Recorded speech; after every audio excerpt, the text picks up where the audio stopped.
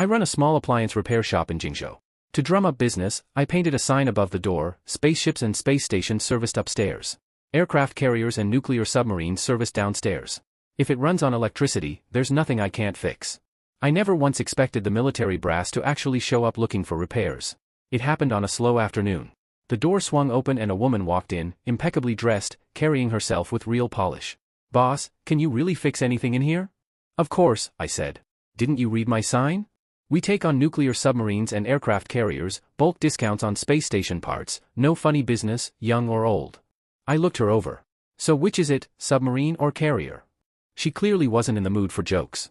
She set the case on the counter without a word and opened it.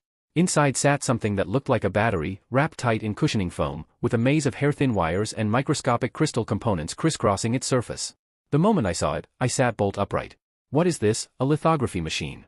More precisely, the calibration sensor module of one. It overloaded during a lab test, the core probe array burned out. Our whole project stalled without it. Her name was Dr. Lina Shen, a researcher at the Dragon Science Institute. The accident had wrecked the device mid-experiment, and the entire project had ground to a halt as a result. Every specialized institution in the country had already told her flatly that this machine couldn't be repaired anytime soon. If she hadn't run out of every other option, she never would have wandered into a shabby little shop like mine on a long shot. "Lithography machine, huh? You sure you've got the right address? This is an appliance repair shop. Maybe try the hardware store next door?"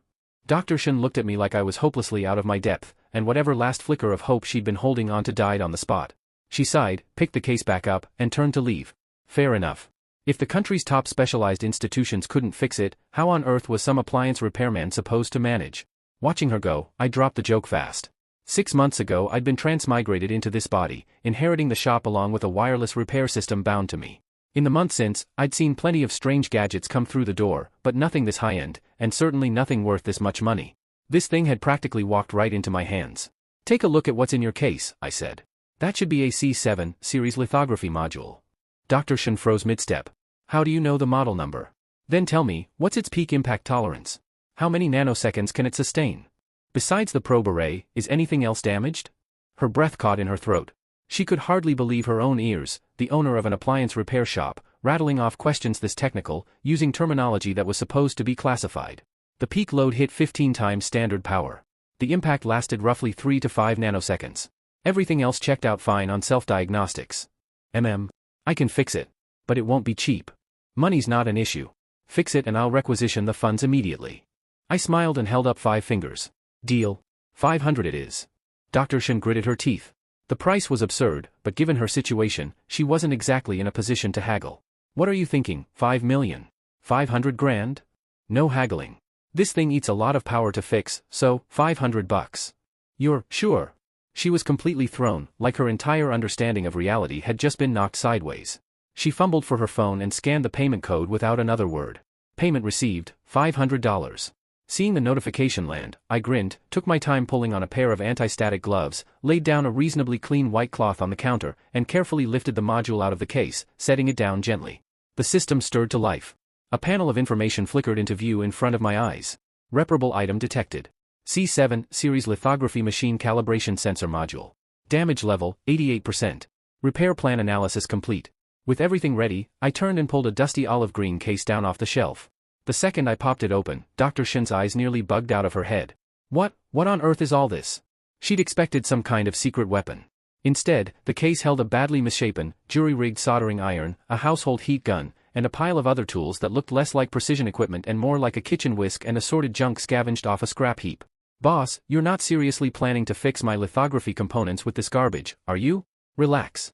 This kit's been in my family for generations. They used these exact tools to polish parts during the Apollo moon landing." I grinned at her while I laid everything out. Honestly, if this weren't a lithography machine, I wouldn't even bother pulling this stuff out. The Apollo moon landing? Her mouth twitched violently. She was already regretting ever walking through that door, but at this point, there wasn't much else to do, might as well let the quack doctor try. Meanwhile, I'd already picked up the hairdryer and started blasting the module with it. No wave of heat came off it the way she expected, just a faint whiff of ozone. But Dr. Shen watched, stunned, as the micron-scale circuitry began to shift. "Boss, what is that? What technology is that?" "Electrolattice reverse resonance. You pulse it at a specific frequency and it triggers the crystalline metal's memory to restore itself. In plain terms, it just remembers what it used to look like." Before she could process that, I'd already plugged in the ugly soldering iron, a fine needle glowing at its tip, slowly turning red. Watching this, Dr. Shin's shock hadn't even settled yet before her heart leapt straight into her throat. What are you doing? What's the needle for? My expression turned serious in a way it hadn't been before. I held the needle steady, then slowly brought it toward the damaged core probe array. The instant the tip made contact, a faint arc of electricity, barely visible to the naked eye, flickered to life. Dr. Shin witnessed something in that moment she would never forget for the rest of her life. You don't need to look so shocked. It's just cold atom vitrification. Cold atom vitrification? Do you have any idea what you just said? A researcher at a top science institute, acting like she'd never seen the real world. We don't even dare put a concept like that in our speculative papers about future technology. Dr. Shin had gone completely speechless. It felt like everything she'd built over decades of grinding academic work was being smashed to pieces in front of her by a man wielding a pile of scrap metal. Alright, last step, rebuilding the probe array and the microcircuitry. Dr. Shin watched, wide-eyed, as I pulled a bit of powder out of an old cookie tin and dropped it into a small glass vial, then dunked the egg whisk into the vial and switched it on. This is ultrasonic atomized suspension. Oh, you've seen this before? That tells me you're not a bad scientist yourself. I grinned and fired up the soldering iron again. Through a special magnifying lens, Dr. Shin watched the circuitry that had been burned out now rapidly repairing itself, and coming back together even more perfectly than before. By now sweat had beaded across my forehead. Done. Though I'll say, the tolerance on this thing is genuinely tight. Dr. Shin's eyes went wide. That's it? It's fixed? It hasn't even been half an hour. You seriously fixed it with a sewing needle and stuff out of a cookie tin? Doubting my skills? You were standing right here the whole time. Check it yourself if you're not convinced. Oh, and by the way, I bumped your lithography machine's precision up a notch while I was in there. That'll cost extra. The moment I said it, Dr. Shin's eyes went even wider. Her mind was still echoing with the phrase, cold atom stripping technique I'd tossed out earlier, and in the middle of all that shock, I'd effectively become some kind of mysterious sage to her. And now this very same mysterious sage was bringing up the crudest possible topic, money. Boss, that thing you mentioned earlier, the electro something or other, what exactly was that? Didn't I already tell you? Family secret. Not for sharing. Family secret? Lithography machines have only existed for a few decades. Your family's awfully young, for something ancestral. Anyway, you said there's an extra charge. How much? About this much. I held up 3 fingers. 30,000 or 300,000? Dr. Shin froze again. Guessing too high felt wrong, but guessing too low somehow felt even worse. Fine, 300,000 it is, comrade, you really shouldn't treat the state's money so carelessly. $300. Stop asking, would you? Dr. Shin's big eyes flickered with disbelief. Here I'd just fixed a piece of lithography technology and I wasn't even trying to squeeze her for more? You could have asked for millions and I'd have paid it. Even if you'd asked for tens of millions, I'd have found a way to pay. $800, not a cent less would be fine too. Oh right, I almost forgot to mention, I recalibrated the precision on your module while I was in there. Sorry about that, honestly, this thing's a bit dated, and I couldn't help myself. The original resonance frequency was way too coarse, so I nudged it forward by a full percentage point. Shouldn't affect your project, I don't think? You said, how much did you say? 1 percentage point? Dr. Shin sucked in a sharp breath. As a professional, she understood exactly what a single percentage point like that was actually worth. Boss, could I get your contact information? Why? I'm a decent, upstanding businessman, I already fixed your thing, and now you want to keep taking more from me. Dr. Shin was completely at a loss for words. She genuinely couldn't figure out what to make of the man standing in front of her, one moment a reclusive genius, the next moment insufferably petty. It's not that, I just meant, if I ever need something fixed again, I'd like to be able to find you right away. Ah, so you're worried you won't be able to track me down if something goes wrong with the repair. Don't worry. My shop's right here. Come by anytime. If it's ever not fixed properly, I'll refund your $800. Dr. Shin's mouth twitched hard, but she remembered she needed to get back and report in. The moment she stepped outside, her phone rang. She checked the screen, it was Director Hughes, the head of the institute. Lena, where are you? Weren't you supposed to be getting that lithography module repaired? Director, don't worry, it's fixed. I'm bringing it back right now. Fixed? Where did you even get it fixed? At an appliance repair shop. Lena, are you out of your mind with panic? That's a lithography machine we're talking about. Director, I'm not lying. It's genuinely fixed. The core sensor array, the micron scale circuitry, all of it repaired, and the precision's been bumped up a full percentage point on top of that. There was a long silence on the other end before Director Hughes finally spoke again, slow and measured. Where are you? I'm coming to pick you up myself. The whole way there, the institute's car tore through traffic. Director Hughes drove with a face like stone, gripping the case in his lap, every nerve in his body wound tight. He knew he was on the verge of losing it completely. but all he could picture was the flippant, devil-may-care look on my face, and that pile of tools that looked more like scrap metal than anything scientific. Part of him genuinely wondered if he'd just had the strangest dream of his life. By the time they reached the institute's front gate, researchers from every project team had already gathered, crowding around the second the car pulled up. Lena. Well? Is the module fixed? Where is it? Hand it over, our whole project's been stuck waiting on this. It's fixed, I think. What do you mean, you think? And where exactly did you get this fixed? Our own specialized institutions told us this would take months, at the very least. You've only been gone a few hours and it's already fixed? At an appliance repair shop? A collective gasp swept through the crowd. An appliance repair shop? This is a lithography machine we're talking about. What were you doing at an appliance repair shop? Lena, have you lost your mind? Are you playing games with the entire institute's reputation? One of the older researchers was practically shaking, tears welling up in his eyes. Enough, everyone quiet. Director Hughes cut through the noise. Lena, are you absolutely certain it's fixed? She nodded, mind completely blank. Fine. Take it to cleanroom 1 for testing. If it's fixed, you've earned yourself real credit. If it's not, start preparing for a court-martial. At this point, there was nothing left to do but pin every hope on the wildly unreliable-looking owner of that repair shop. Inside cleanroom 1, a team of specialists in protective gear carefully lifted the module out of its case for testing. My God, what welding technique is this? The repaired circuitry is gorgeous. Lena, don't tell me you tracked down some secret expert we don't know about? This honestly looks like it came straight off the factory line. Ha, no, wrong. This is even more perfect than factory original. There's no trace of it ever having been repaired. Within minutes, murmurs of astonishment rippled through the room one after another. Dr. Shen looked up, a little lost. No wait, something's off with this material. Run an immediate analysis on it. We don't have anything like this material in our database. Director. The materials team scrambled to power up their instruments, scanning every inch of the repaired sections, Dr. Shen's heart climbing into her throat all over again. Director, our database has nothing matching this material. What, not even in the database? It's 2026. Are you telling me there's still undiscovered material in the world? Power it up and run the test, now. Director Hughes could no longer hide the excitement in his voice, and everyone snapped into position around the room. Power system self-check complete, no anomalies. Internal logic units verified. Operational testing complete, all values within acceptable range. Line after line of green data blinked onto the massive screen, and every single one landed like a hammer blow on the chest of everyone watching. A module that had been officially declared physically destroyed had just passed every single diagnostic check. This isn't possible. Get the precision test running, now. Director Hughes swayed slightly as he sank into a chair, as if every last bit of strength had drained out of him. Director, report, the numbers are off. The researcher's words made Dr. Shen's pupils contract sharply. She gripped her hands together so tight her palms had soaked through her sleeves with sweat. So something had gone wrong after all.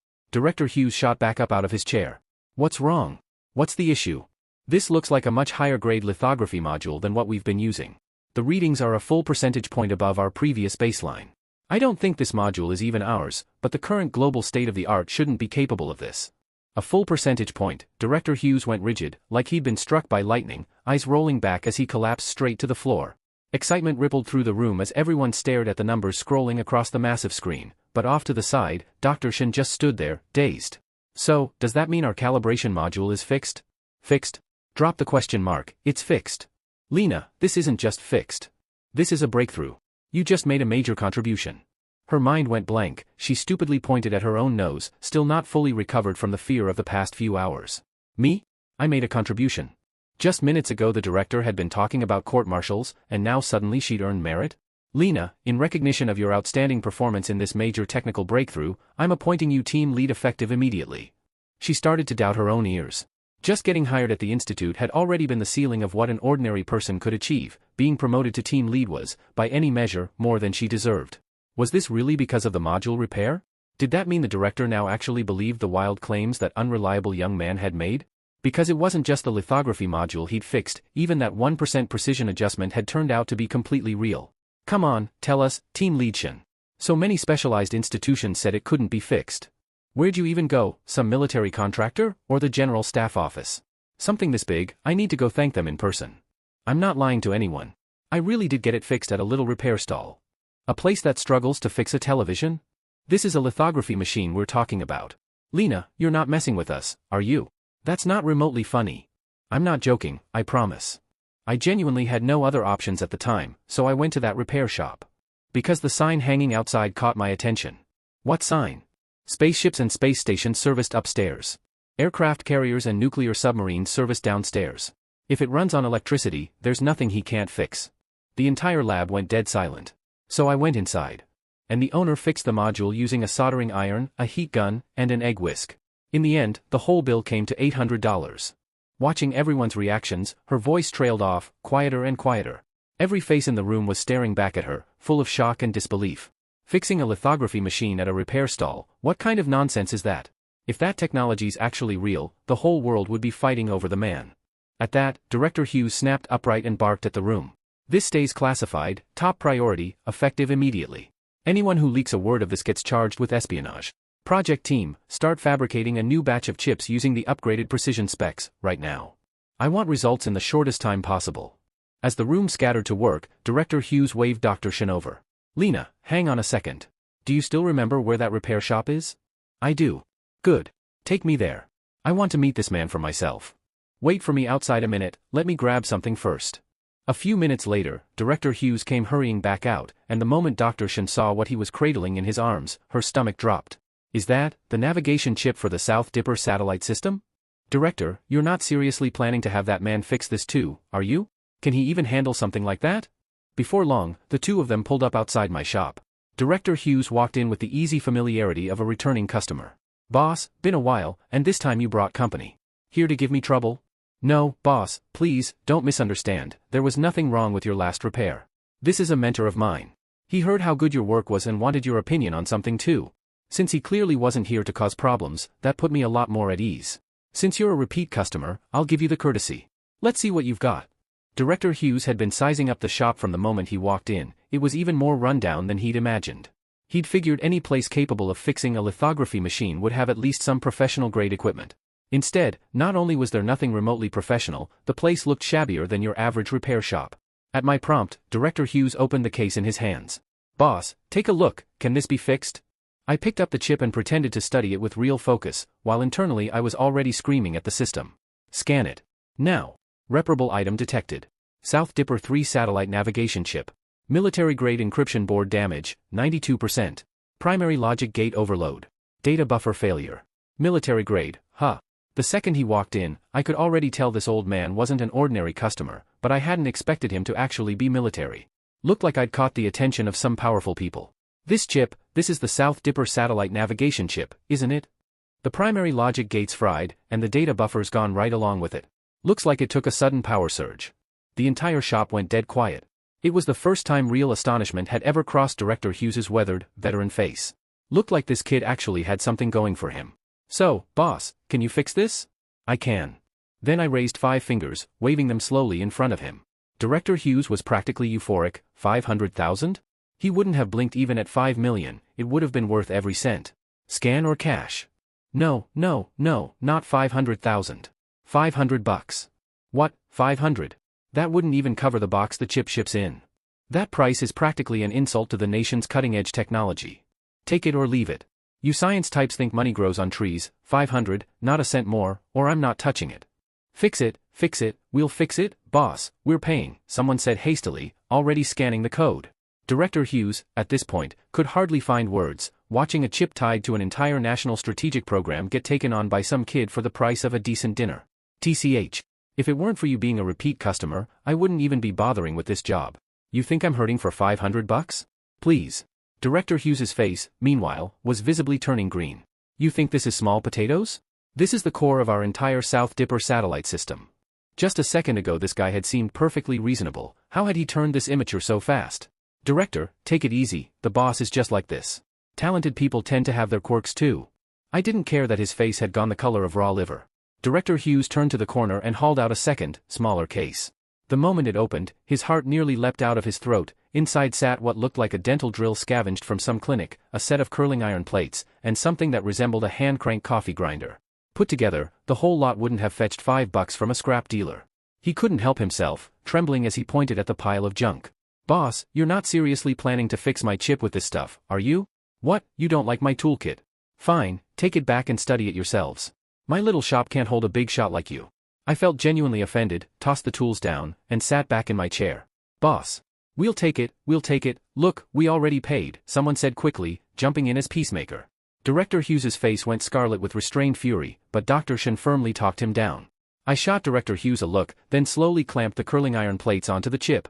At the same time, Dr. Shen, clearly a fast learner by now, picked up my special magnifying lens without being asked. Through it, both she and Director Hughes watched something completely unbelievable unfold.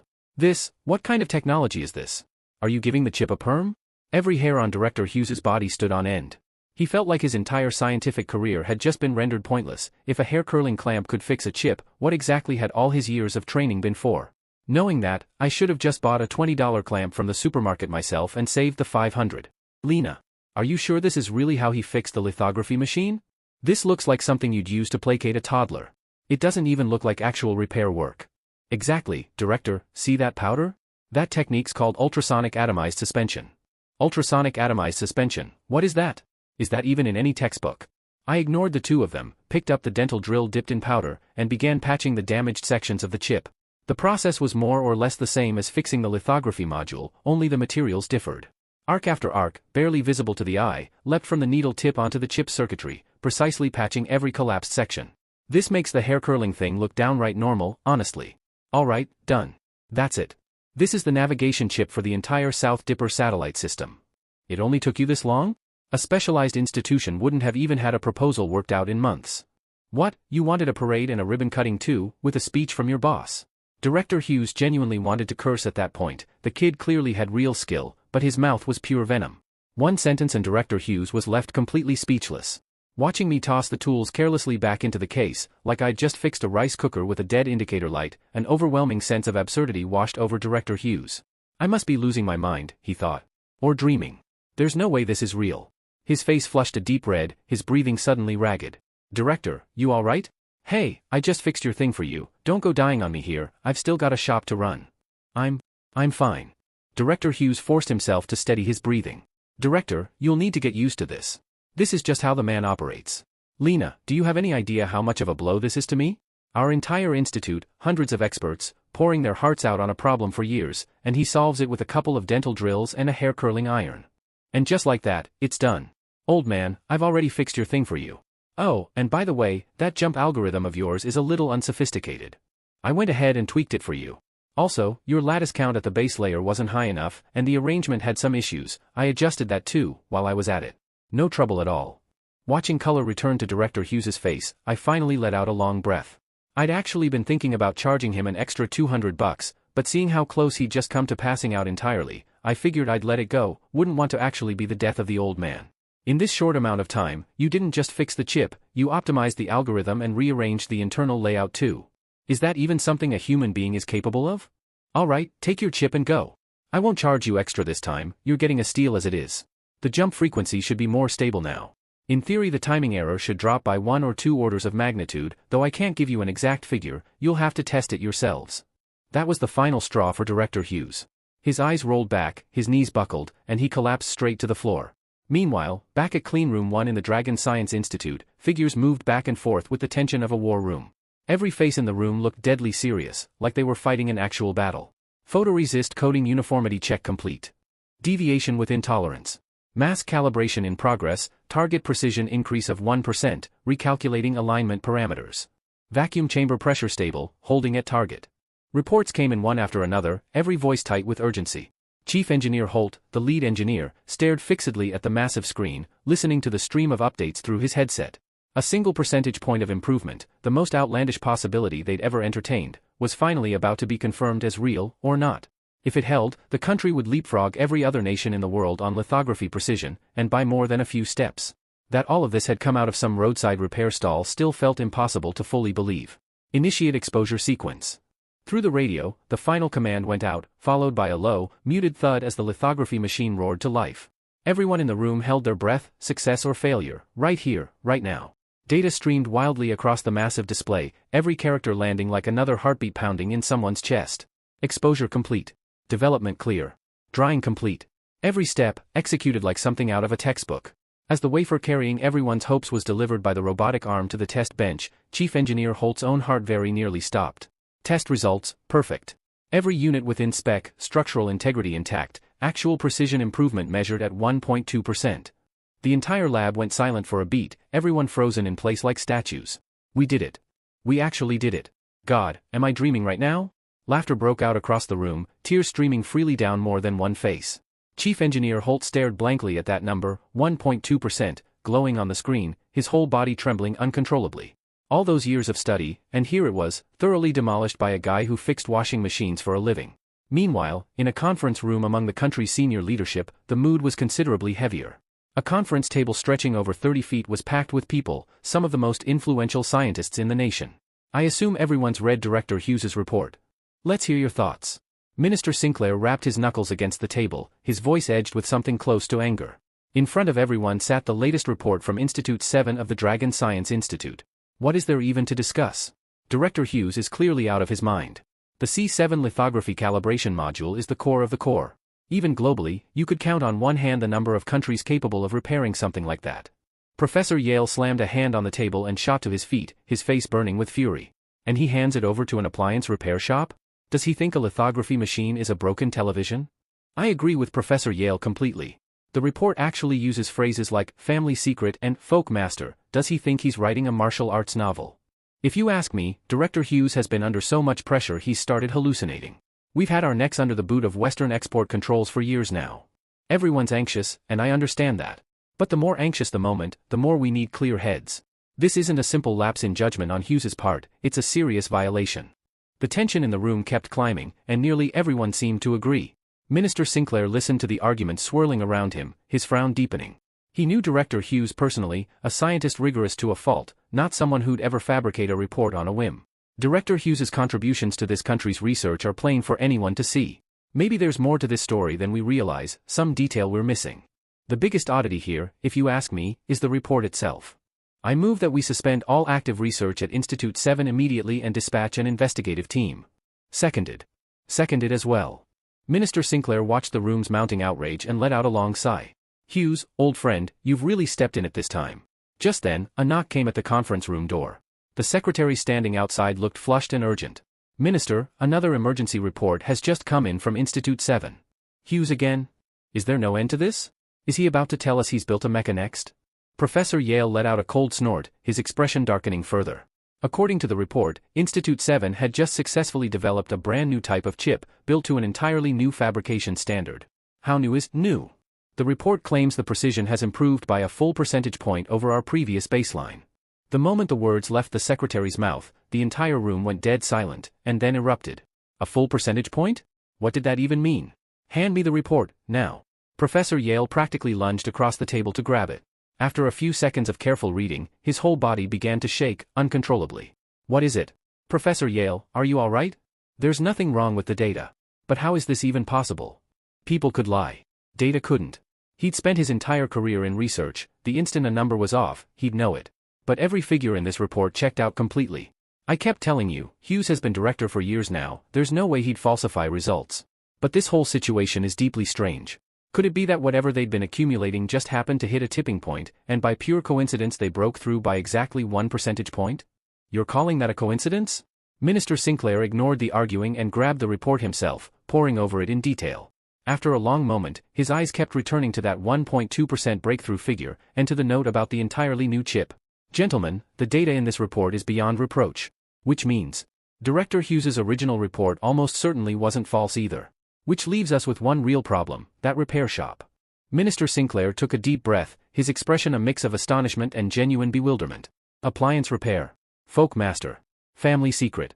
On paper, none of those phrases should mean anything unusual, and yet somehow, an appliance repairman had fixed a lithography machine. And, more importantly, he'd actually succeeded. Minister, I have to say, none of this feels real to me. That's a lithography module we're talking about. How could that possibly have come out of some appliance repair shop? A lithography module, that's the core of the core.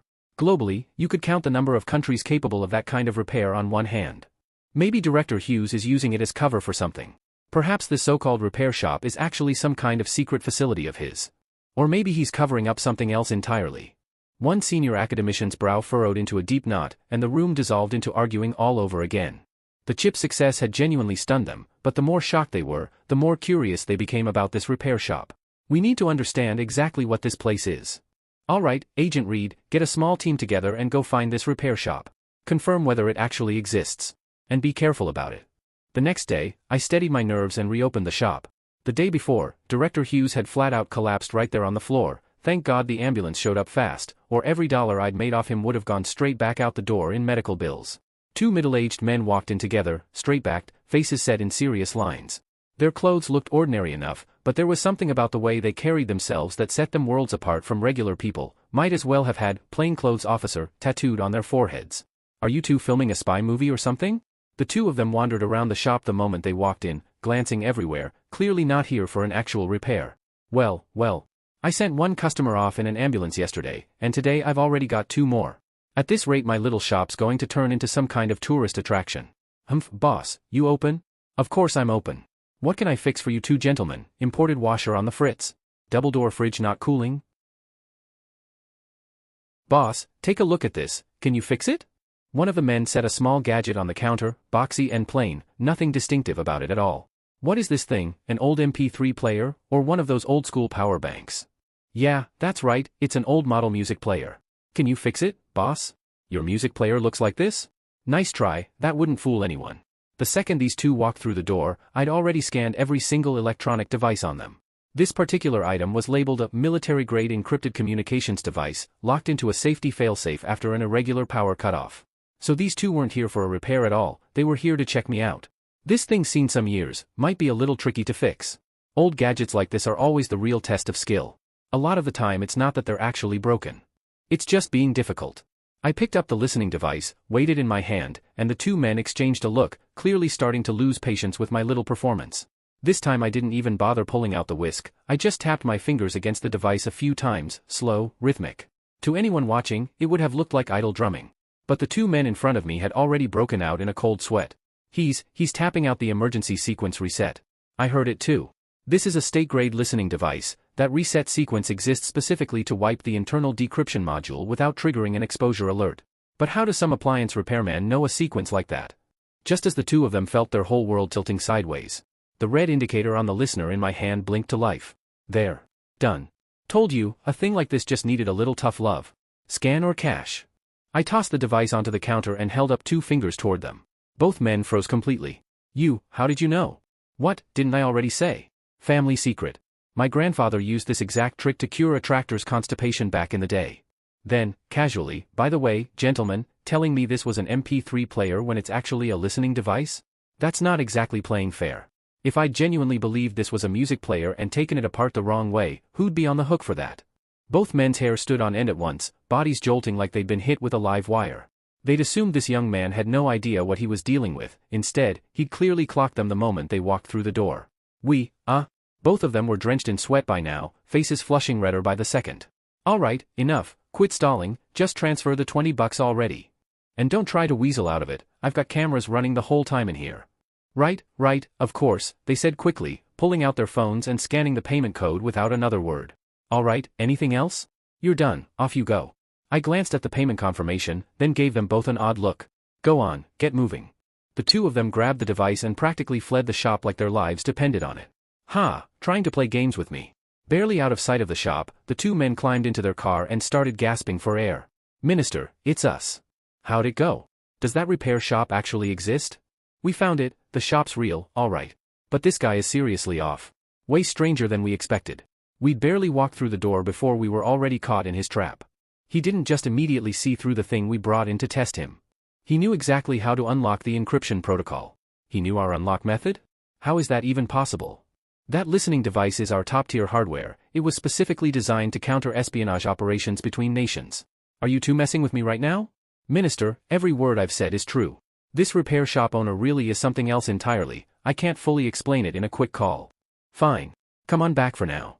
Meanwhile, back at the hospital, the sharp smell of antiseptic filled Director Hughes's nose, the steady beep of a heart monitor humming faintly in the background. Director, you're awake. The chip, where's our chip? The chip's right here, don't worry. Someone hurried over with the small case. Director Hughes checked with his own eyes that the chip inside was unharmed, and only then did the knot in his chest finally loosen. I need to be discharged. Director, the doctor said your condition isn't stable enough to leave, you need bed rest. Not an option. This is the critical moment. I have to get out of here. Stubborn as ever, Director Hughes forced himself upright, hurriedly changed back into his clothes, and clutched the South Dipper satellite chip tightly against his chest the whole time. Once, this chip had been nothing but a piece of scrap metal to him. Now it was his most precious possession in the world. Get the car. We're heading back now. Before long, the Institute 7 building came into view. The car cleared layer after layer of security checkpoints before finally rolling to a stop outside the main office building. The moment it stopped, a researcher in a white lab coat came rushing out, face etched with worry. What's wrong? What happened? Director, someone from Central Systems is here. They're in the lab right now. Let's go take a look. Why would Central Systems suddenly show up at Institute 7? Apparently they're here to inspect the new chip we developed with the upgraded lithography precision. They weren't entirely convinced about that 1% figure, so they came to verify it themselves. What did you just say? The chip's already been developed? Director Hughes's eyes nearly bulged out of his skull. Yes, sir, it's done. Not long after you and team leadership left, the team wrapped it up. Well, but who authorized filing the report already? Normally, before submitting anything upward, you made absolutely sure there was zero room for error. This chip had barely been finished, and already someone had rushed a report straight to Central Systems. If anything went even slightly wrong at this stage, it wouldn't just look bad, it would count as falsely reporting scientific research data to the military. Falsely reporting research data carries the exact same charge as falsifying military intelligence. Are you trying to dig your own grave here? Never mind, get every single person who worked on this new chip assembled in the lab immediately. We'll explain it there. The researcher took off running toward the lab the second the words left his mouth. Inside the massive cleanroom, a crowd had already gathered around the lithography machine, murmuring and pointing. At the front of the group stood Professor Yale, sent down from Central Systems himself. The feedback loop on the calibration module's been optimized right up to the theoretical limit. The optical compensation path's been completely redesigned too. This is borderline supernatural work. And the truly maddening part is that every one of these optimizations was done within the existing architecture, without violating a single base protocol. How is that even possible? Director Hughes, would you care to explain exactly what's going on in this lab of yours? Forget the lithography machine for a moment, just explain why this chip has this kind of internal structure. Every polished, diplomatic phrase Hughes had been rehearsing evaporated on the spot. Explain it? He couldn't even explain it to himself, he hadn't known the chip had been finished until an hour ago. Professor Yale, esteemed colleagues, the explanation is going to take a while, and honestly, I think it'll land a lot harder if we just run the test data live. Nothing hit quite as hard as raw numbers, no matter how eloquent the explanation. A newly manufactured chip was carefully loaded and slotted into the test platform. A sharp click sounded as the slot locked itself automatically, and the environmental self-check began. Vacuum environment nominal. Temperature holding steady at 21.5 degrees Celsius. Electromagnetic shielding active. Beginning baseline precision calibration. Sensor module response time, 3.8 nanoseconds, stable operation. Optical path deviation correction rate, 12.5 microns per second, exceeding design specification by 1.2%. As the readouts came through unit by unit, a ripple of unrest swept through the crowd. Just the baseline numbers alone were enough to leave everyone stunned. Professor Yale, sir, these figures are already remarkable. The original design spec for a standard lithography calibration module tops out at 12.1 microns. Professor Yale gave a flat, expressionless grunt, betraying nothing. Baseline test passed. Beginning phase 2, high-intensity load testing. Hughes kept his face carefully blank too, but he couldn't quite keep his body from trembling, a dead giveaway for the anxiety churning underneath. Once the command was entered, a holographic projection flared to life, and data came pouring in like floodwater, surging into the chip. This test simulated the extreme exposure and computational load a lithography machine would face under maximum operating conditions. Chip utilization spiked to 99.6%. Temperatures climbing. 45 degrees. 67. 70 now. Make or break, right here. The lab went dead silent, broken only by the frantic sound of people swallowing, over and over. Under normal conditions, the instant a chip crossed its safe temperature threshold, it would trigger self-protection protocols, throttling its frequency, and along with it, its calibration performance.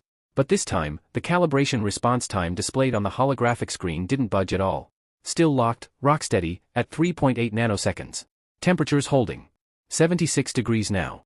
How is that possible? How is the thermal output staying stable? This doesn't match anything in our design specs.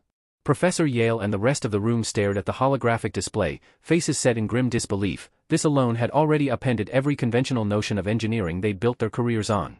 That was the moment Director Hughes got a wild idea. Why not really give these Central Systems officials something to remember? Everyone, brace yourselves. Final test, simulate the lithography machine operating under extreme vibration, high heat, and complex electromagnetic interference simultaneously, and run ultra-precision calibration and endurance testing under those conditions. Director, extreme vibration and heavy electromagnetic interference together, that's the absolute maximum stress standard. No chip has ever survived that combination. It'll fry instantly. Old Hughes, we've already seen everything we need to see from this new chip. You don't need to push it any further, this is already more than perfect. But by this point Hughes seemed possessed, deaf to anyone's objections, even Professor Yale's. This was Institute 7, his own turf. Did none of you hear my order? Execute it. Now. I said we're testing. I'd like to see anyone here try and stop me. Professor Yale had genuinely lost his patience now. If this fantastic chip ended up fried because of some reckless stunt Hughes had cooked up on the spot, the whole room would be heartbroken. The technicians in charge of testing all froze, hands hovering, sweat sliding down their foreheads. Professor Yale, from Central Systems, was telling them not to test. Director Hughes was telling them to test anyway. One outranked the institute itself, the other was their direct chain of command. There was no good way to offend either of them. Not a single researcher dared to defy a direct order from Director Hughes. The lithography machine, which had just powered down, roared back to life. The holographic readouts on the screen began cycling wildly all over again. Hughes, I'm telling you right now, if this experiment fails, you can start preparing for a court-martial. Hughes acted like he hadn't even heard him, eyes locked, unblinking, on the massive screen. On the holographic display, the numbers representing the calibration deviation rate kept surging and fluctuating, a visual record of the chip fighting to hold its optical alignment under extreme stress. Then, suddenly, a final deviation figure appeared on the projection. A string of zeros. 0 deviation. 0 error. Every eye in the room went wide. Am I seeing things? Run it again. Professor Yale's face had gone a deep, furious red, his jaw clenched so hard his teeth audibly ground together. Is this old fool determined to destroy that chip before he's satisfied? This time, no one hesitated for even a second. The hologram spun back to life again. The result, 0, once more. Twice. 3 times. Every single test came back 0. Good Lord, 5 times now. Our old chips couldn't survive even one round of this. Hughes has completely lost it. This can't be real. A piece of technology fixed by an appliance repairman is nothing short of a miracle. Professor Yale couldn't hold back any longer. Director Hughes, where in the world did you find this genius who can push a lithography machine this far? Is that enough for you? Professor Yale, does the chip meet your standard now? Enough. More than enough, Director Hughes. Plenty. At that, Hughes let himself feel a bit petty. Now, about that court-martial you mentioned earlier, on the world stage, Institute 7 barely registered as a blip. If Central Systems had sent someone all the way down here personally, it was only because they didn't trust the results from a single test. So you didn't just run it once, you ran it 5 times. Believe me now. Hughes, we're both getting on in years, no need to be this stubborn about it. You there, go grab that bottle from the trunk of my car. Bring out my good Dahong Pao. Let Director Hughes have a proper taste. Everyone standing nearby looked utterly floored, the entire Central System knew exactly how legendary Professor Yale's temper was. Director Hughes, here's the full data report from all 5 test runs, if you could sign off on it. Let me, why would we trouble Director Hughes with something this small? Professor Yale hurried to take the stack of documents from the technician's hands himself, flipping through them carefully, his smile growing broader with every page. 5 separate test runs, 5 different results, and the chip stability rating just kept climbing? How does that even happen? This is genuinely bizarre. He studied the feedback curve, and the longer he looked, the giddier he felt. If data like this became the norm, what could the Americans possibly do to touch them? Hughes, old friend, let me ask you something. This thing really was made by that appliance repair shop owner? Yes. Professor Yale tucked the documents happily into his briefcase. Still don't believe me? It's not that I don't believe you. It's just, this whole situation is beyond absurd. At the very least, you have to tell me what material he used. That's a contribution to the entire scientific field in its own right. Fine, I'll give the man a call myself. Everyone else, keep quiet for a second. Mr. Chen, hello there. Hope I'm not interrupting, this is Dr. Shen's uncle, we met at your shop that afternoon, you remember me? Oh, it's you. Feeling better, are you?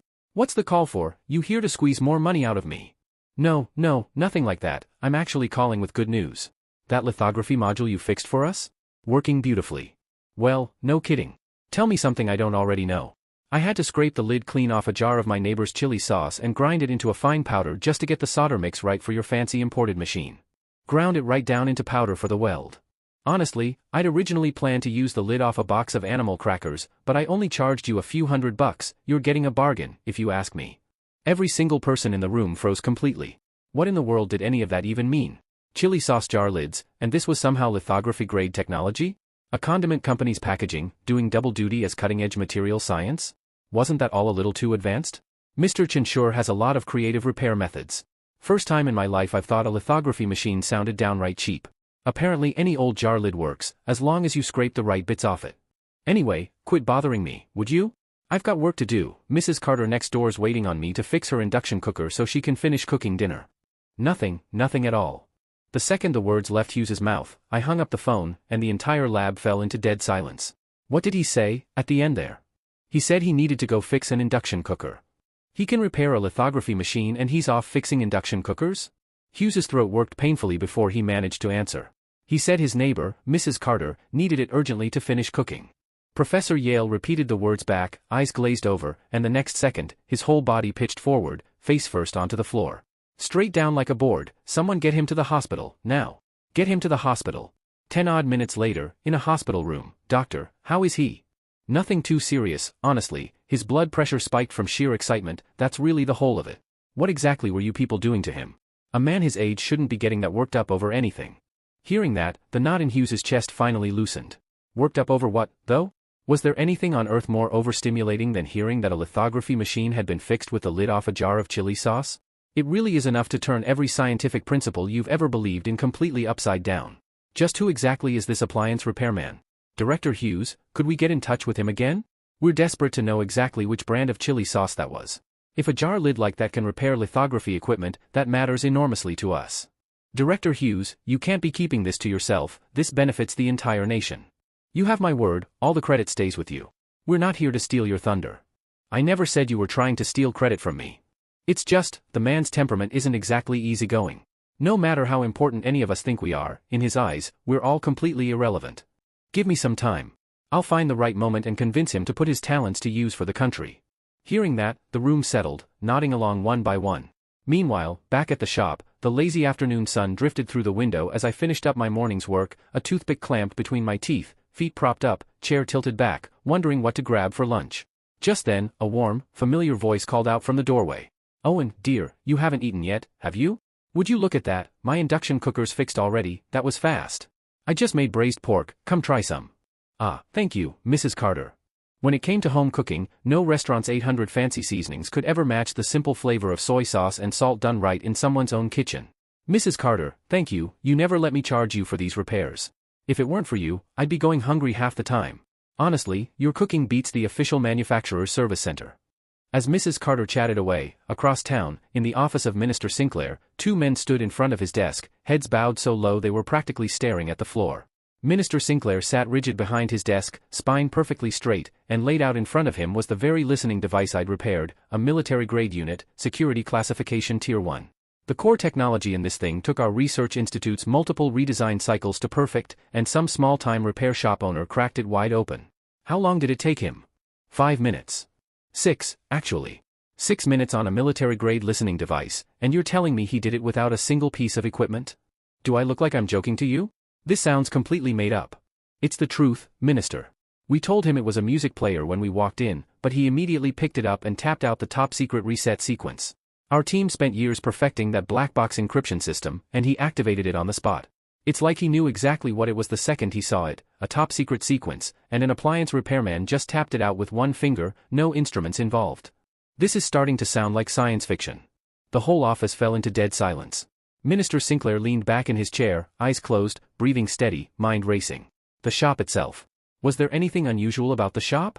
Not really, sir.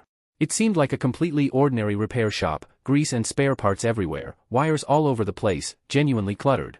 We checked the place over thoroughly the second we walked in. No hidden compartments, no advanced equipment of any kind. Minister Sinclair let out a long breath, his eyes full of disappointment. Someone capable of casually cracking black box tier encryption, content to sit in some cluttered little repair shop for the rest of his life, the whole thing reeked of something off. Was this man some hidden trump card Director Hughes had been sitting on? No, that doesn't add up either. If he really were Hughes's secret weapon, Hughes would never have reported him up the chain in the first place. Just as the tension in the office had thickened to the point of being unbearable. The door burst open. Minister, quick, come see. It's Hughes. He wasn't lying, that 1% precision improvement is completely real. Where did this report come from? Sinclair took the thick stack of documents, and a few pages in, his brow furrowed sharply. Professor Yale took us to Institute 7 personally, this report came straight from there. Well, Minister? With this in hand, we can announce our nation's breakthrough in lithography technology to the entire world. Where's Professor Yale? Why didn't he come back with you? Ah, Professor Yale's in the hospital. Hospital? What happened? Is he ill? Nothing's wrong with him, exactly, he just got so excited reading the report that he passed out on the spot. The doctor called it overstimulation, blood pressure spiked hard. Sinclair was, at this point, genuinely at a loss for words. Even the formidable Professor Yale had been felled by a single chip report. Looked like the day China finally broke free of Western technological containment might actually be on the horizon. Just then, the phone on his desk rang. Hello, General Marsh. I know. No. Absolutely not. General, I know you're all eager to catch Colonel Hawk, but what you're asking for is against regulations. No. Absolutely not. The second he picked up, Sinclair had launched into a string of refusals, his expression growing darker by the second. Marsh, old friend. It's not that I don't want to help you, it's that I genuinely can't. That man Hawk is a walking nightmare on the battlefield. In every war game so far, Colonel Hawk has been every commanding officer's worst fear. He never plays by the book, and his tactics are borderline unfair. Last year, one of General Marsh's elite armored divisions didn't even make it halfway through the exercise zone. Before the referee unit declared the entire division wiped out. The one unbreakable rule about running war games against Hawk is that there are no rules. Sinclair, old friend. This round of exercises is specifically meant to simulate and counter future high-tech warfare. We can't keep sending yesterday's army out to fight tomorrow's war. You have to help me on this one. I need to catch Hawk this time, no matter what. Marsh, it's not that I won't help, the Army has its regulations, and the research institutes have ours. We're two completely separate systems. You can't just borrow research institute assets to win a military exercise. Every muscle in Sinclair's face was tensing with the effort of staying firm. If he actually helped, the consequences for him personally could be severe. The Exercise Oversight Committee was bound to inspect any equipment used, and it would only be a matter of time before suspicion landed squarely on him. Rules were rules, weren't they, not living, breathing things? Sinclair, old friend, just help me this once. I'll send you a few of my best new recruits, put them on guard duty for you. I'll throw in a few bottles of my 20-year-aged Mount I-2 for the guards. I've got my own guards, and my own liquor. I'm not short on either. Sinclair, can I call you brother? Come on. Laser weapons, EMP devices, whatever you've got, just give me something. I won't push you too hard, even a half-baked prototype sitting in one of your labs would do. There was real pleading creeping into Marsh's voice now. Beads of sweat had started forming on Sinclair's forehead too. He understood exactly what these war games meant within the military. If I hand you equipment from my end, the entire point of training through the exercise is gone. Sinclair, are you kidding me? You call what Hawk does, training? Supersonic missiles, drone swarms, it's like something out of a science fiction movie. My radar didn't even register a threat before the referee unit called the exercise over. If nothing else works, just give me a few precision guidance chips, I'll mount the warheads myself. No, General Marsh. This is a matter of principle. Some minister you turned out to be. Fine, you can start planning my funeral, then. Marsh slammed the phone down without another word. Sinclair sat there, staring blankly at the dead receiver in his hand. Well, that was that, he'd thoroughly burned his bridge with General Marsh now. Back in the lab at Institute 7, machines hummed and researchers in lab coats hurried back and forth, everyone moving with visible urgency. Director Hughes wants what now? How many active projects does this institute even have? No idea. Word is Director Hughes got the South Dipper 3 chip fixed and wants to run a performance test on it. Wait, wasn't South Dipper 3 scrapped by the Aerospace Systems Department ages ago? Where'd Director Hughes even get it fixed? Don't tell me it was that repair shop again. That shop can fix South Dipper 3 too. The staff below were starting to feel like their heads were spinning. Ever since that bizarre repair shop had entered the picture, the workload here had become genuinely endless. The machines used to get downtime, at least occasionally. Now they never stopped running. Everyone was pulling constant back-to-back shifts. What are you all standing around chatting about? Hurry up, Director Hughes is on his way. The words had barely left someone's mouth before Hughes came striding through the door, dressed in full protective gear, a small case cradled in his arms. Is the prep work done? Reporting, Director, everything's ready. Good. Beginning the synchronization test for the South Dipper 3 Global Satellite Navigation System's High-Precision Atomic Clock Module. South Dipper 3 chip prepped, target lock confirmed. Initiating simulated interference at strength level 5. There was a slight pause as the report came through, 5 GHz jamming. This effectively simulated the worst possible wartime environment, conditions severe enough to blind even the most advanced navigation system on Earth. All right, begin. At Hughes's command, a drone lifted off, its full flight parameters scrolling down the side of the holographic projection.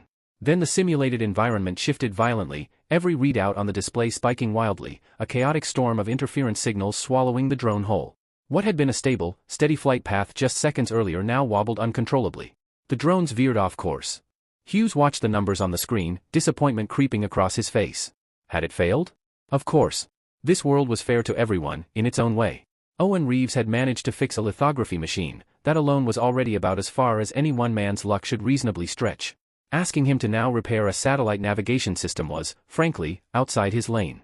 But being able to fix a lithography machine in the first place was already miraculous enough on its own. Just as Hughes's head dropped in disappointment, a startled gasp rippled through the room. He snapped his head back up, and there, on the holographic display, a third data stream had appeared out of nowhere. According to the label, it was coming from the chip's own internal algorithm. It had seized hold of the drone's spiraling data and wrapped an entirely new stabilization algorithm around it on its own, and the readouts on the massive screen had gone completely, perfectly still. Up in the sky, the drone hovered safely, untouched by the chaos around it. What is this? Does our satellite system already have something like this built in? Nothing like this exists in the South Dipper system. But apparently, it exists at Owen's place. Hughes's face broke into an unbearably smug grin. He'd said it himself at the time, he'd tweaked the algorithm a little. He never could have imagined that a little tweaking would let a drone survive a level 5 jamming environment completely intact. What exactly was going on inside that kid's head? If only he could poach him for the institute, he'd be set for life. Just what kind of man was this repair shop owner? Someone who could fix literally anything? Excitement rippled through the crowd. First the lithography module, fixed. Now the South Dipper 3 chip, fixed too, and whatever passed through his hand somehow came back working better than factory new. Amid a chorus of triumphant status reports, the whole room fell into stunned silence. These numbers represented not just South Dipper 3's success, but a breakthrough unlike anything in the entire history of Chinese scientific research. Hughes pulled out his phone and dialed a number. "Hey, Owen, it's me. The South Dipper 3 chip, the one you nearly killed yourself over in my shop that time. What are you calling for? Here to squeeze more money out of me?" "Not at all, I just wanted to let you know, the chip you fixed is holding steady within a millimeter of theoretical perfection. That's an extraordinary result." "Oh, anything else?" Hughes rattled on excitedly for a solid minute, while on the other end, I couldn't muster the slightest bit of enthusiasm. "Owen, doesn't this surprise you even a little?" "Why would it surprise me? You think I'm some street con artist? I have standards. You think I'd take your money and not deliver? I'm not that kind of business." Click. Hughes stood there, thoroughly bewildered, wondering for a second if he'd just walked straight into some kind of trap. "Director, you all right?" "I'm fine. Get the chip packed up, I'm heading to the Aerospace Systems Department." South Dipper 3 had originally come from the Aerospace Division in the first place. Back when they declared it unfixable, they'd handed it off to Hughes as a last-ditch, why not gamble. Meanwhile, a military vehicle tore down the road, also bound for the Aerospace Systems Department. In the back seat, General Marsh's face had gone so dark it looked like it might start dripping. That thickhead fool Sinclair, refusing to lend a hand at a moment like this. Fine, if he wouldn't help, Marsh would go straight to Director Foster at Aerospace Systems himself, the people who specialized in everything that flew. The thought alone brightened his mood considerably. The Aerospace Systems building was a hive of activity, people crossing paths in every direction. Director Foster's office looked less like an office and more like a wartime command post, phones ringing nonstop, people flowing in and out like a crowded market, everyone moving like they'd been injected with adrenaline, an invisible urgent stamped across every forehead. "Director, this drone engine report needs your signature." "Hold on. Director, the wiring upgrade proposal for Launch Site 3 needs your eyes on it." Director Foster sat at his desk, phone in one hand, eyes darting to the documents being shoved in front of him, wishing he could somehow split himself into 3 people. Just then, an excited voice rang out from the doorway. "Hughes, old friend. What brings you around?" "What brings me? The South Dipper 3 chip, that's what. Take a look, I got it fixed." "South Dipper 3? Wasn't that project scrapped ages ago? Where'd you even get it fixed?" "That thing's performance is off the charts now, my lab's already run some preliminary verification on it. The precision, the interference resistance, it'll blow your mind." "Alright, Hughes, I genuinely don't have time to sit around chatting right now, look at this pile of paperwork on my desk. Just take a look yourself, whenever you get a chance. I don't have time to mess around with this today. I'm telling you, it's really fixed." Foster's eyes went wide, clearly annoyed. "Hughes, let me say this one more time. South Dipper 3 was declared dead on arrival by the higher-ups a long time ago. Fixing it would take an enormous amount of money, manpower, and resources, and there's still no guarantee it would even work in the end. But I really did fix it. Just look, and then tell me I'm wrong."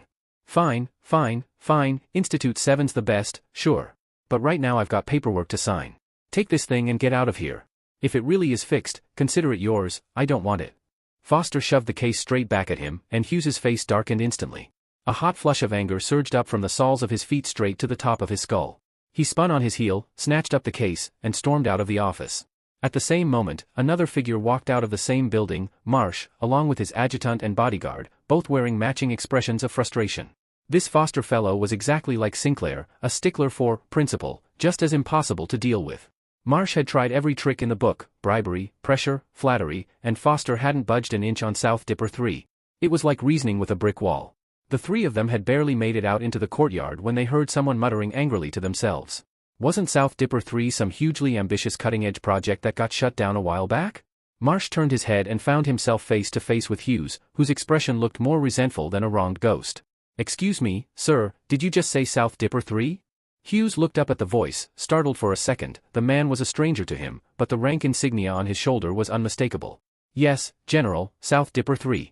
This is the South Dipper 3 chip we just repaired over at Institute 7, but that old fool Foster wouldn't even look at it, insisted it had to be fake." Hughes snapped a quick salute at Marsh and pulled out his small case. "South Dipper 3, I remember that project being scrapped. That was before our institute cracked the problem. We've upgraded the chip's technology completely, the precision is now accurate enough to pinpoint a single fly. Interference resistance is off the charts, even if the sky itself split open, this thing would keep running. And the real kicker is that it runs on a fully independent algorithm." Hughes had finally found an outlet for all his pent-up frustration and launched into an excited, breathless rundown. "It's really that good?" Marsh listened, a little dumbstruck. He was a general, perfectly capable of leading troops into battle, but when it came to the technical weeds of scientific research, he was completely out of his depth. "Why would I lie to you about something like this? Mount this on a missile and it'll hit exactly where you point it. Fit it onto standard-issue field gear and you could send a soldier deep behind enemy lines, mark a location precisely, and stay in constant contact with command. Isn't that perfect?" Marsh's expression shifted, moment by moment, from mild interest, to confusion, and finally to outright shock. He couldn't stop his own breathing from picking up. He'd been dreaming about exactly this kind of capability. Pinpoint targeting, unbreakable interference resistance, an independent communication channel, every single phrase landed squarely on something Marsh desperately wanted. "Can you personally back up everything you just told me?" "Of course. I'm the director of Institute 7. A director of my standing doesn't go around making claims he can't back up." "Good. In that case, I'm authorizing dedicated funding to support full-scale production, right now. If the initial budget isn't enough, I'll push for supplementary funding to speed up the R&D process. But my unit gets first access, and for the time being, you don't give this technology to anyone else." "General, mass production isn't quite that simple. The encryption channel and logic system in this chip are fully independent, it's a completely new architecture. Think of it as a key capable of unlocking the door to the next generation of technology. Problem is, right now we only have the one key, and honestly, we still don't fully understand its internal structure ourselves. The most critical piece is that this key needs to interface directly with the satellites in orbit. Don't worry about that, I'll push it up the chain and get you the best research institute in the country to help crack it. I refuse to believe a nation this size can't reverse engineer one measly little chip. It's not that simple, General. Our research institutes genuinely can't handle this." "What do you mean, can't handle it? Point me to whichever institute in this country you think could, and I'll go find them myself. Surely somebody can manage one little chip." Marsh's brow knotted tight. In his mind, if a finished product already existed, that was basically a completed homework assignment sitting right there, all anyone had to do was copy it. "General, no research institute is going to crack this one. If not them, then who? An appliance repair stall." "A what?" Marsh's voice shot up several octaves. He genuinely wondered for a second if his hearing had just malfunctioned. "None of our research institutes can handle it, and you're telling me some appliance repair stall is going to manage it? Are you messing with me right now? This is a project that determines the future strategic direction of an entire nation." "General, I understand exactly how absurd that sounds. But there's no way I can explain it properly standing here. Come take a look with me, and you'll understand." Back at the shop, the air was thick with the smell of scorched plastic. I sat hunched over an ancient amplifier from the 80s, a pair of tweezers pinched around a capacitor smaller than a grain of rice, carefully soldering it in. Tech points earned, 0.2.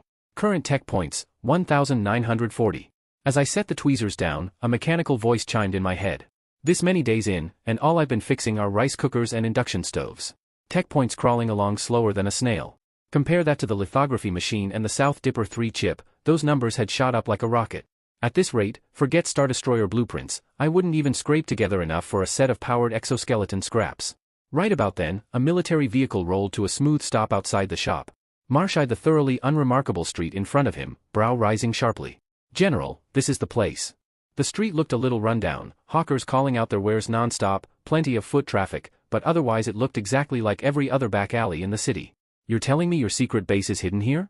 Not exactly worried about being spotted, are you? Where's the entrance supposed to be? What secret base? There's no secret base, General, and no hidden entrance either. This right here is the repair shop we came to see. Hughes, do you honestly think I've got time to play games with you? South Dipper 3 stumped an entire research institute, and you drag me out to this dump? The war games are about to start. And you're wasting my time on this. After a brief, seething silence, Marsh finally erupted. General, please, calm down, South Dipper 3 really was fixed right here. And it's not just that, the precision upgrade on the lithography machine a few days back was done right here too. If this place can't handle it, I genuinely don't think there's anywhere on Earth that could. Fix a lithography machine? Here. Marsh froze completely. Everybody knew how brutally difficult lithography machines were to work with. This rundown little dump could handle that?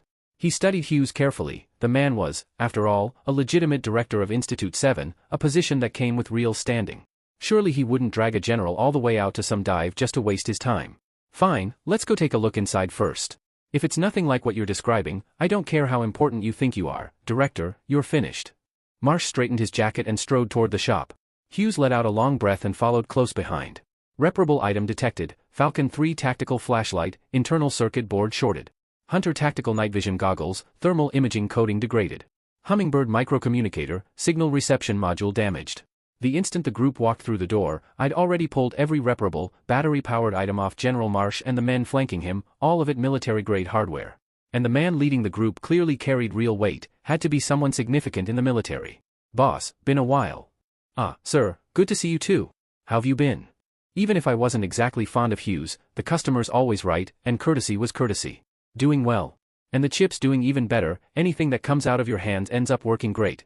We ran a full battery of tests when we got back, and the performance was even better than factory spec. All right, tell me something I don't already know. Marsh, standing off to the side, shook his head in disbelief. He'd assumed the shop owner would be some grizzled man in his 40s or 50s. Instead, he was looking at a kid barely into his 20s. He'd also expected the place to be packed with specialized, high-precision equipment. Walking in, all he found was the smell of rust and burnt plastic hanging in the air, along with a young man who was glib, arrogant, and entirely too pleased with himself. And this was supposed to be some kind of hidden genius? Absurd. General, we haven't even started yet, where are you going? Hughes, you and I will settle our accounts later. Hey, Chief. I called out. That tactical flashlight on your bodyguard's belt has a circuit board problem. And his goggles, the thermal imaging coating's peeling off. What's he supposed to do at night, walk around blind? Oh, and one more thing, the microcommunicator in his ear is fried too. Might want to fix that before it blows up in his ear.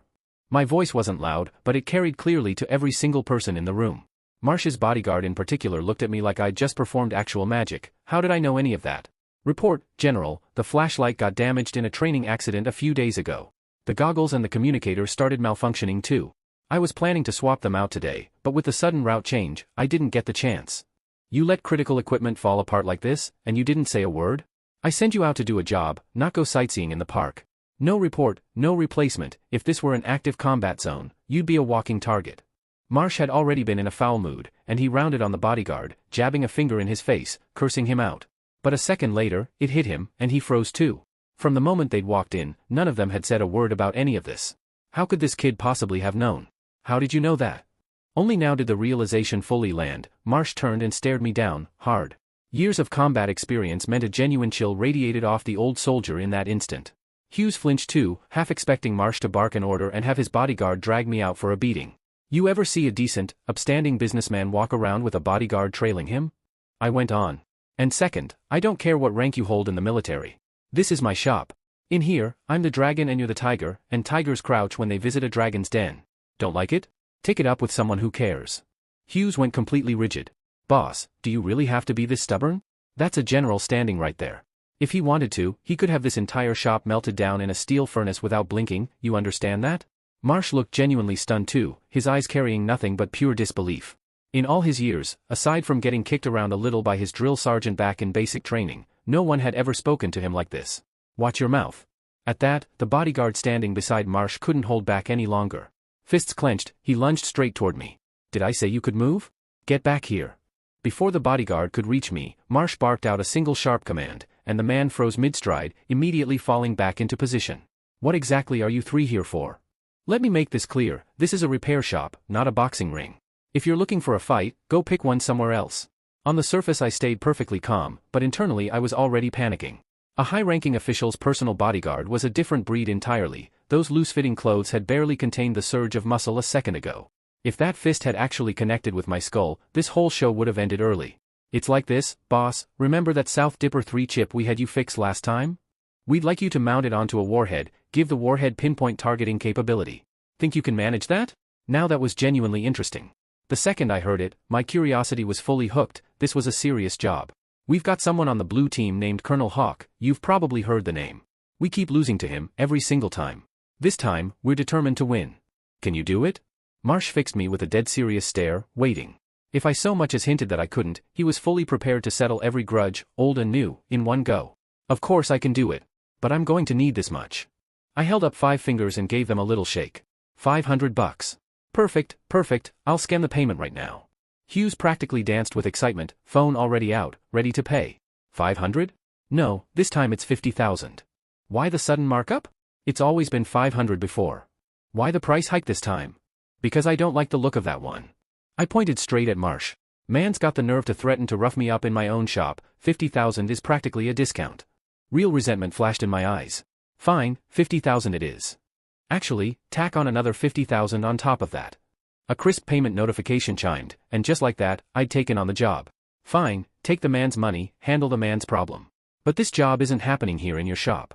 You'll need to do it at our own facility. Why's that? That's our core project site. How are we supposed to know what you're really doing in there? If even a hint of core information leaked out of there, that'd be a real disaster. And don't take this the wrong way, but you're clearly some kind of high-ranking official. You're not seriously planning to have me strap South Dipper 3 onto a bullet, are you? At the very least, get me an actual artillery shell to work with. And that's not exactly something you can go waving around in the middle of the city, is it? Something like that pokes its head out and I end up on the evening news. Marsh, who'd been ready to go another few rounds with me, found himself, for the first time all day, genuinely conceding the point. He'd been so fixated on mounting the chip onto South Dipper 3 that the practical logistics had never even crossed his mind. Fine, no problem. You two wait here, let me go grab my things. I said, already ducking into the storage room in the back. Hughes and Marsh both froze, assuming I was heading off to pack for a trip. Instead, I came back out carrying nothing but a beat-up cloth sack. That's it? No instruments, no equipment. What instruments would I even need? My brain's the best instrument there is. I shot Hughes a flat look and turned straight for the door. Fine, the man was a technical specialist, and as long as he could deliver the goods, whatever he said, went. You two walk here, or did you bring a car? Not a tank, not a fighter jet, but at least a military vehicle, right? We've got one, we've got one. Hughes waved urgently at the bodyguard, and before long, a plain sedan and a military transport pulled up. Not bad, first time in my life I've ever ridden in an actual military vehicle. Move out. The two vehicles tore down the highway, and I leaned back against the seat, eyes closed, resting. Fitting a chip onto a conventional warhead, now that was a far more interesting job than fixing a rice cooker. A conventional warhead's flight trajectory, especially in its terminal phase, gets thrown off by all kinds of factors, air currents, temperature, humidity, a moving target, and so on. So-called terminal correction meant using a miniature internal thruster to adjust the warhead's attitude in the final stretch before impact, compensating for exactly those kinds of deviations. A few hours later, the two vehicles rolled slowly into a heavily guarded compound. High walls, electrified fencing, sentries posted every few paces, armed soldiers patrolling in constant rotation. The instant I stepped through the gate, I felt a wave of real, palpable severity settle over me. This was clearly the real thing, a proper military base. There was a certain commanding weight to the whole atmosphere. Mr. Reeves, we're here. I climbed out of the vehicle, cloth sack in hand, and walking into the main building, I found myself genuinely stunned. This place made my little shop look like a joke by comparison. A massive, warehouse-scale structure, open and cavernous, filled with an array of precision instruments I couldn't even begin to name. All of it humming, running, staffed by workers in various uniforms, each one busy at their own station. My arrival immediately drew every eye in the room. Isn't that General Marsh? Who's that young guy trailing behind him? No idea. Doesn't exactly look like anybody important, looks more like some kid fresh off a farm somewhere. Don't talk nonsense, you think General Marsh would personally escort just anybody around? Chief Walsh, get everyone to pause what they're doing and gather up front. Within a few minutes, several dozen military engineers in uniform lined up in formation. Let me introduce everyone. This is Director Hughes of Institute 7. And this is Owen Reeves, owner of a repair shop. Every single head in the room turned to look at me, all at once. A wave of confusion swept the room. What was a repair shop owner doing here? Director Hughes, if you would, go ahead and explain to everyone what's going on. Of course, General. Everyone. We're all here today because of this. Hughes reached into the small case and pulled out the chip. What is that? Never seen anything like this before. Looks important, but what's it actually for? The whole crowd stretched their necks forward, all eyes locked on the object in Hughes's hands. Pure curiosity on every face. This is the navigation chip for the South Dipper 3 satellite system. South Dipper 3, wasn't that research project shut down?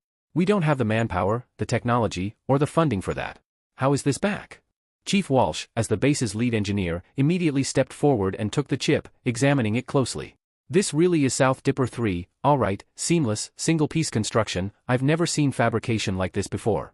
And the substrate material's unusual too. This isn't standard silicon, it looks more like carbon-based.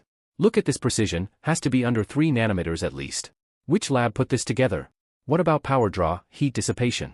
Integration density this high, once this thing's actually running, the thermal output's going to be intense. Within a few short seconds, the crowd had erupted into an excited buzz of chatter. Marsh watched it all unfold. As commander of this facility, the engineers who'd made it in here, even temporarily, had been personally poached from other top research institutes. And even a group this qualified was clearly blown away just looking at South Dipper 3. Looked like this thing really did have something special going for it. So, what do you all make of it? With respect, General, we can't fully make sense of it. All we can tell is that this is something extraordinary. Whatever research institute produced this has to be operating on another level entirely. Chief Walsh shook his head with a rueful laugh, and the others nodded along in agreement, each face more baffled than the last. Marsh's expression darkened. He'd always assumed his personnel here were top tier. Turned out this small chip had them all completely stumped. Mr. Reeves, would you mind explaining it to them? Marsh took a deep breath and turned toward me. From the moment I'd walked in, I'd been taking in the equipment, the whole setup here. Compared to my little shop, it was like night and day. Impressive as it all was, watching this crowd of specialists fumble around like this felt like a genuine waste of good talent. I let out a light laugh, walked up to the group, and picked up the chip. Well, fair enough, I figured you all wouldn't be able to make heads or tails of it, but I didn't expect you to be this lost. Every face in the crowd tightened at that. Who was this kid? Everyone who made it into this facility held at minimum a doctorate. This guy looked like he hadn't even finished college, and he had the nerve to talk like that? Wasn't he worried about biting off more than he could chew? This is the South Dipper 3 chip, that much you already know. Its core processing unit runs on a 114-core quantum sequence architecture.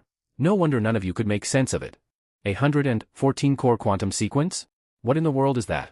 We'd like to understand, with integration this dense, how do you even manage the heat dissipation once it's running? I've already handled that for you. It runs on a combination of universal bit and room temperature superconducting materials, more than capable of stable, everyday operation under real-world conditions. See these micropores across the surface of the chip? Those are intake and exhaust ports for miniature thermoelectric generators. It converts the waste heat from computation directly into usable power, which means the entire system is fully self-sufficient, energy-wise. I pointed at the chip, explaining it all with a completely flat, unbothered tone.